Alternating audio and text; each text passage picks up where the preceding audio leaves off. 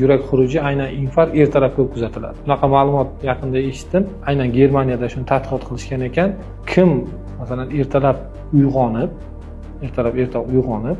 keyin masalan uxlasa yoki uxlamasa ham ma'lum vaqtdan keyin o'sha uyg'onganlarda yurak xuruji kam bo'lar ekan.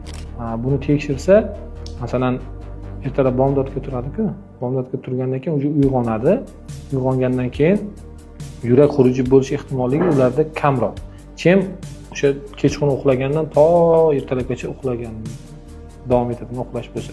Nimaga desa, chunki uxlagan vaqtda ishlab chiqariladigan moddalar bor, turli xil gormonlar, ularni boyagi pik vaqti, ya'ni eng ko'p miqdor bo'ladigan vaqti ertalabga yaqin. Bir uyg'ongandan keyin ular boyagi pikgacha chiqmaydi. Keyin ham yana bitta sababi, odam yotgan paytda gorizontal uxlaydi-ku, yotganda qon oqishi sekinlashadi, tomirlar nisbatan bo'shashgan bo'ladi va qon quyuqlashadi. Qon quyuqlashgandan keyin qon oqishi sekinlashgandan keyin qon quyuqlashi tabiiy. Uje boyagi infarkt xavfi bo'lsa, uje yana ham oshadi-da. Keyin infarkt bo'lib qoladi. Uyg'onganlarda bu xavf kamayadi. Ya'ni yurak xuruji, infarkt kamroq bo'ladi.